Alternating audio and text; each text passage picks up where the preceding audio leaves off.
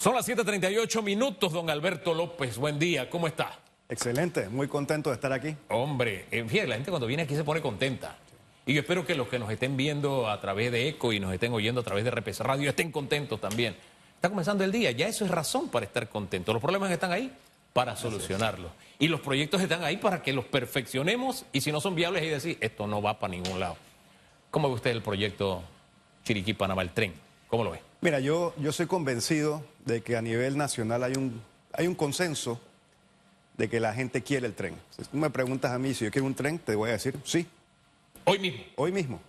Por supuesto, es fabuloso. Sí. ¿No? Ahora, con esto no quiero decir que tenemos que lanzarnos de pecho a la piscina sin saber qué tan profunda es, ¿no? Total. Obviamente, ¿no? Total. Un proyecto de gran envergadura y eso requiere, por supuesto, todos los análisis y los estudios que esto conlleva, ¿no? Ahora bien, usted me parece que maneja el tema con prudencia y creo que es así, porque no hablamos de cualquier cosa, ¿no? Pero fíjese que yo he estado revisando de nuevo, desempolvando la historia de los ferrocarriles nacionales de Chiriquí, que si bien es cierto los construyó Belisario Porras, la idea nació con don Pablo Arosemena, que fue nuestro tercer presidente, ¿no? Y cuando el hombre presentó la idea le dijeron, tú estás loco, esto está muy caro, esto no puede ser, esto no va para ningún lado. Claro está, Porras, a él no lo detenían que le dijeran que estaba loco. Por eso construyó un hospital Santo Tomás, por poner un ejemplo. Por eso construyó calles amplias, avenidas amplias en la exposición. Por eso tenemos en la exposición aceras de 4 metros y no de 1 metro como se suele construir en el resto de la ciudad, ¿no? Él tenía una visión, una visual diferente. Al final se trata de visión, de hacia dónde queremos que vaya el país. Queremos un país con tren para que al país le vaya bien. El país subsiste sin tren y sigue siendo país que nos beneficia, nos perjudica que lo hagamos o no tomemos la decisión. Hay un montón de cosas ahí y quiero conocer su punto de vista. No, justamente estamos claros en que históricamente no hay mayor elemento integrador de un territorio que el tren. Eso se vio en Estados Unidos, se ve en Europa y eso definitivamente cambia la calidad de vida del ciudadano. Sin embargo, el efecto del tren va a ir ligado a las políticas que implemente el Estado para sacar provecho de ese tren. Hay un provecho económico directo y hay un provecho que no es económico, pero es indirecto y que no necesariamente se monetiza, pero sí tiene un valor. Hablemos de eso, hablemos de eso. El cambio de vida que va a tener el ciudadano. Ajá. Y el desarrollo que se va a llevar al resto del país. Fíjense, porque una cosa es un país con tren y un país sin tren. Así es. Porque imagínense, la gente se invierte a veces 2, 3 horas para venir desde La Chorrera a Panamá para venir a trabajar diariamente. Y con un tren a las velocidades que dice el estudio, usted podría vivir en Santiago fácilmente y venir a trabajar a Panamá todos los días. ¿Usted se imagina lo que eso significa? O tener una reunión al mediodía en Panamá, tener su almuerzo y regresar en la tarde sin mayor dificultad. Estamos hablando de un cambio de vida, un cambio de paradigma para los panameños. Así es. No, definitivo. Y justamente ahí es donde el gobierno tiene que implementar en este estudio de viabilidad del tren, no solamente el estudio económico de la construcción y operación, sino también el valor agregado que esto va a llevar a regiones del país para establecer, por ejemplo, zonas logísticas, para establecer zonas industriales y sacar ese desarrollo que tenemos ahora mismo en el eje canalero y trasladarlo al resto del país, ¿no? Para que también haya oportunidades de empleo en Chorrera, en provincias centrales, en Chiriquí y no tenga que haber esa migración hacia la capital. El tren tiene mucho potencial en ese sentido. Tiene mucho potencial y cuando uno piensa en tren y uno se traslada a otros países, ciudades medianas, ni siquiera ciudades grandes, ciudades medianas y medianamente pequeñas también, alrededor de una estación de tren, hay de todo. Hay movimiento de carga, hay centros comerciales, hay hasta almacenes donde usted llega y deja su equipaje para poder hacer lo que va a hacer en el día. O sea, lo que le trato de decir es que hay un mundo de negocios que gira alrededor de una estación de tren. No es simplemente como una parada donde uno llega y se sube al bus y se va. No, las estaciones de tren en las ciudades, las terminales principalmente, se convierten en un polo de desarrollo que tiene, wow, usted deje volar la imaginación. Usted que es especialista en logística lo sabe mejor que yo. Sí, no, justamente ese es el gran reto. El gran reto no es tanto vender la idea del tren. Yo creo, como te dije, yo creo que aquí hay un consenso en que el tren sería genial. El reto es ver cómo le sacamos el mayor provecho posible a ese tren, cómo lo hacemos rentable, cómo hacemos que esa inversión, que va a ser sustancial, sea justificable. El tema aquí con el tren es dos interrogantes. Si necesitamos el tren, la respuesta es sí, ¿no? La segunda es cuándo y cómo lo podemos pagar, si lo podemos pagar. Es el equivalente a... ¿Y cuál es la respuesta a esa última pregunta? A preguntarle a una familia, sí, es una respuesta a preguntarle a una familia, ¿quieres un automóvil? La respuesta va a ser sí. Ok. O que después que tú sacas tus números, economía familiar, y tú dices, bueno, sí, puedo comprarme un carro, entonces ahí es donde tenemos que ver, bueno, qué marca y cómo lo financio, con qué banco, quién me da el mejor interés, quién me da los mejores términos para ese financiamiento. Y también analizar qué alternativas tengo, porque de pronto usted puede comprar, por el tipo de carro y su economía, usted puede comprarlo directamente, así Exacto. como hizo el señor Pérez, que llegó con el rollo de billete allá de los 25.000 de la fianza. Usted tiene y le pone el rollo de billete. Así es. Pero de pronto no, usted tiene nada más para el abono inicial. Así es. O de pronto su abono es el 50%. En fin, hay diferentes escenarios. ¿Cuál sería el escenario al que se enfrenta Panamá y qué alternativas tendríamos para un tren? También basados un poco en el estudio que nos hizo China. Por la necesidad que tiene el sector logístico ahora mismo, yo pienso que, y la envergadura de este proyecto, podemos iniciar con toda la fase de estudios. Es necesario hacer esa fase de estudios y que sea participativa de todos los sectores de la sociedad, el sector industrial, el sector empresarial, el sector trabajador. Eso se puede empezar desde ya, es necesario. Pero ahora mismo necesitamos un cuidado intensivo en el resto del sector logístico. Ahora tenemos una red de carreteras sumamente deterioradas. Nuestro sector logístico adolece de falta de integración, de uniformidad de procesos. La digitalización, se habla de que se hace, se adelanta, pero no hemos sabido llevar nuestros procesos logísticos a un punto donde verdaderamente representa un gran avance en la tramitación y simplificación de los procesos. Entonces, eso es, vamos a decirlo así, el tratamiento de urgencia que necesitamos ahora mismo. Sí, tenemos y podemos adelantar el tren, sí, podemos adelantar el tren. Ahora, el tema es, ¿podemos caminar y masticar chicle a la vez? Perfectamente, una cosa no excluye la otra, ¿no? Y ahí es donde está verdaderamente el talento del gobierno entrante en decir, vamos a abordar tanto las necesidades actuales como planificar y proyectar a largo plazo. Ahora, una no excluye la otra, pero la una puede impulsar la otra. Porque cuando comenzó toda esta discusión de que no, decían algunos, un tren no es prioridad, hay que atender el problema del agua, el de la electricidad, qué sé yo. Entonces, estoy haciendo memoria, ¿quién fue el que me lo dijo? Creo que fue Carlos Ernesto González de la Lastra, puedo estar equivocado, no estoy seguro. Me decía, no, pero es que si tú echas a andar un megaproyecto como este, tú a la vez comienzas a solucionar los otros problemas. ¿Por qué? Porque comienzas a pagar más impuestos, la gente comienza a consumir más, hay más recursos entonces en manos del Estado para atender esos otros problemas, a diferencia de que tú cojas los recursos que tienes y los destines a arreglar el problema que tienes. O sea, puedes estar haciendo las dos cosas a la vez y tanto las necesidades son respondidas como lo que tú tienes como metaproyecto lo puedes realizar. ¿Usted tiene la misma visión? No, por supuesto. Mira, cuando tú tienes un proyecto en ciernes como este, vamos a hablar un ejemplo, el Canal de Nicaragua. El Canal de Nicaragua, si bien no despegó, levantó toda una serie de especulaciones, de revalorizaciones, de inversiones que fueron relacionadas con los estudios, con los impactos de estudio ambiental, estudios de viabilidad. O sea, se creó una economía en torno a la expectativa de un proyecto. Eso va a ocurrir exactamente aquí con el tren. El tren requiere planificación, requiere estudios, ¿no? Y eso va a generar un movimiento económico. Esto no es un proyecto que nosotros podemos decir, el gobierno entra el 1 de julio y el 15 de julio ya rompen tierra y empiezan a construir. Eso es imposible, ¿no? Eso no es responsable. Entonces, ese beneficio del inicio del proyecto, lo que tú mencionas, eso sí se va a dar. Eso no es excluyente. No, y fíjese, esto que usted nos acaba de decir es como cuando usted dice, vamos a una fiesta.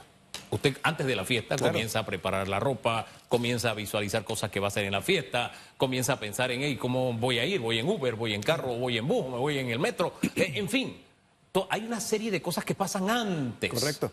Y usted se prepara también. El tema es, en este caso, que ya hemos tenido experiencias con trenes, y no es para lamernos las heridas, ¿no?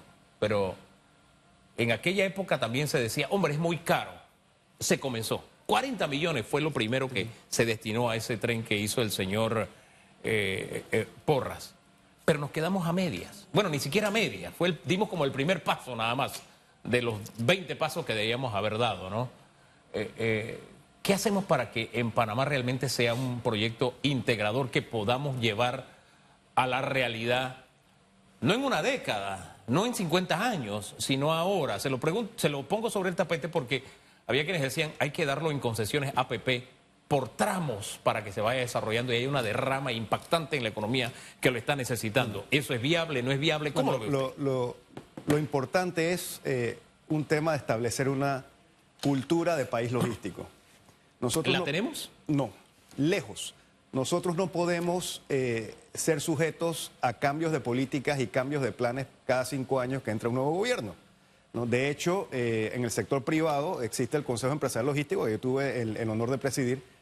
Ese es vamos a decirlo así, ese es el organismo planificador. Tenemos la Estrategia Logística 2030, que cuando se hizo, obviamente trazaba el camino del sector, y ahora la estamos actualizando a 2050.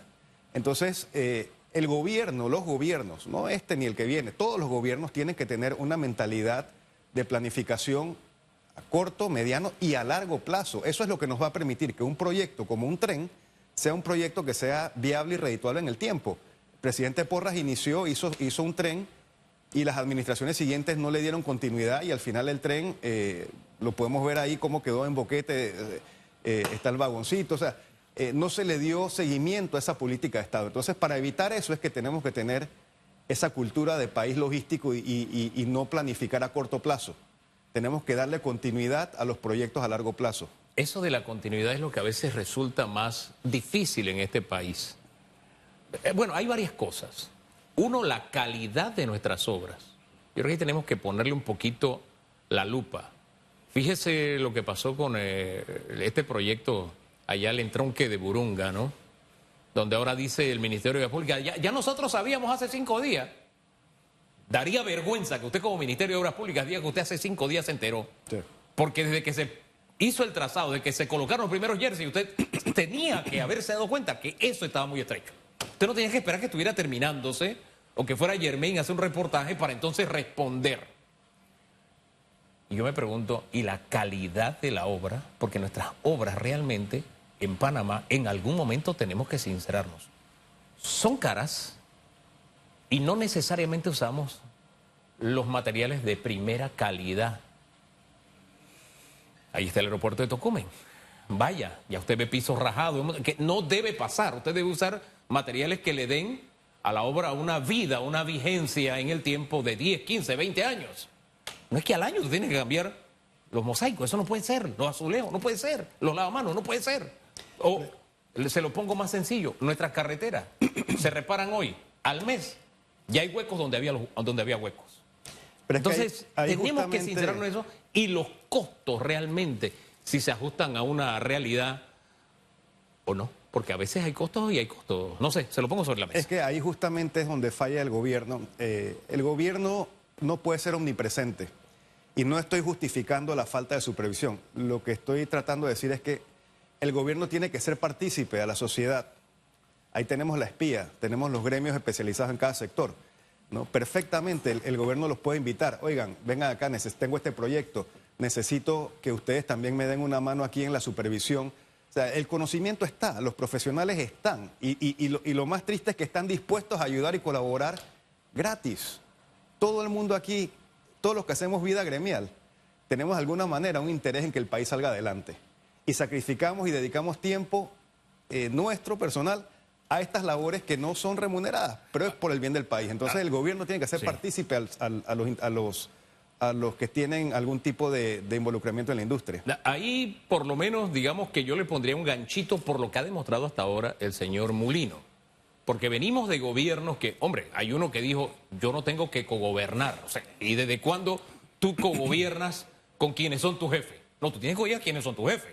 O sea, tienes que oír a los ciudadanos. Cuando organizaciones de la sociedad civil, llámese Cámara de Comercio, llámese sindicatos, llámese como se llame, son quienes te pusieron ahí y a quienes tú respondes. No es que cogobierne, es que es el país, es la república, es la nación de todos. Y a veces esa falta de visual nos afecta. Este que está saliendo también fue una pequeña cofradía y de ahí los ojos tapados, los oídos tapados para oír al resto del país, y por eso tenemos el país donde estamos. ¿Por qué le digo que me da buena espina por lo que ha hecho hasta ahora el presidente electo? Porque en su equipo de gobierno usted encuentra gente prácticamente de todas las tendencias. Ahí hay gente bastante progresista, hay gente bastante conservadora, hay gente muy neoliberal, hay gente... de verdad que hay una corriente...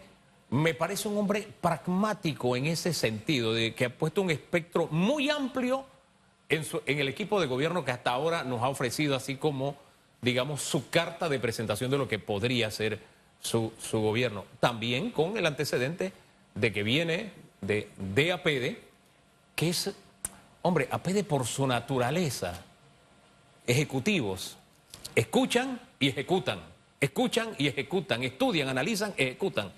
Creo que esa formación, tengo la esperanza que nos dé un gobierno diferente. Yo no sé qué opina usted. Totalmente de acuerdo. Mira, mencionaste el tema del entronque. Tú tienes un proyecto de infraestructura, tú lo presentas a la sociedad, tú lo presentas a los gremios de transporte, a los gremios transporte de carga, transporte de pasajeros. Enseguida te hubieran dicho, ese ancho no es suficiente, por ahí no pasa un bus, por ahí no pasa una mula. Pero si lo haces a puerta cerrada, el diseño y la ejecución, entonces te vas a encontrar con el problema cuando ya está en ejecución, ¿no? Y entonces vienen todas las complicaciones de las modificaciones, las adendas y los costos adicionales. No se puede ser eficiente así. Hay que ser eficiente integrando a los usuarios. Y esa es la solución para prevenir estos problemas. Ahora bien, tenemos un estudio que data ya de hace un par de años, ¿no? ¿Cuál sería el primer paso? ¿Sería actualizar el estudio? O sea, ¿por dónde comenzamos con este tema? ¿Qué pondría usted sobre la mesa? Lo primero que hay que hacer es hacer público ese estudio y hacer partícipe a todas las organizaciones que van a tener alguna incidencia en este ferrocarril, tanto en su diseño, construcción, ejecución y uso. Una vez tú haces partícipe a la sociedad, tienes que desarrollar el plan de cómo vas a integrar los elementos que están en la cadena a este nuevo proyecto del tren. Y analizas igualmente en paralelo la viabilidad económica y financiera del proyecto. O sea, ¿cómo tú le vendes a un transportista de carga un proyecto del tren que ahora mismo él siente, bueno, me va a quitar negocio porque ya yo no voy a mover la carga por tierra? No, hay que buscarle a ese transportista terrestre una alternativa, decirle, mira, tú vas a transportar ahora a los pasajeros en las rutas internas hacia la estación del tren, o la carga la vas a transportar desde una zona logística a la estación de carga del tren, y te vas a ganar el dinero de una manera más sencilla porque los viajes van a ser más cortos, más rápidos, menos sacrificados para el conductor. O sea, hay que hacer todo un desarrollo y una reestructura de los elementos que forman parte de esta cadena logística que se va a reorganizar, porque el tren reorganiza, ¿no? Ahora, todos tenemos derecho a opinar, todos. Yo creo que todos, y libertad de expresión, yo creo en eso. Pero también tenemos que darnos la oportunidad de escuchar a quienes saben, a los especialistas. Porque mire, yo le he dicho, mira, yo opino tal cosa, pero usted es el que sabe. Dígame lo que usted piensa, ¿no? Y no podemos darnos el lujo de volver a tener una discusión como se hizo con el tema minero, que al final, por la forma en que se manejó, fíjese que aquí no hubo un proceso, en un país donde muy poca cultura minera se tiene, no hubo un proceso de inducción a la ciudadanía de, oye, ¿qué es una mina? ¿Cómo se maneja una mina? Una mina hoy día es igual a una mina de mediados del siglo pasado. ¿Cómo han evolucionado? Nada. Oye, ¿qué efectos tiene? ¿Qué se hace para mitigarlo? Nada. La negociación fue ultra secreta, me acuerdo muy bien, tampoco había comunicación y de pronto aquí está el plato servido, esto es. Y la ciudadanía dijo, hey, no me gusta lo que me serviste, ¿verdad? Y a la postre, ayer veía un reportaje de la Deutsche Welle que se titula ¿El cobre es el nuevo petróleo? Sí, el cerebro, las neuronas hicieron así. Porque, espérate, colocar el cobre a nivel de petróleo, tú dices, espérate, aquí hay algo. Y vi el reportaje.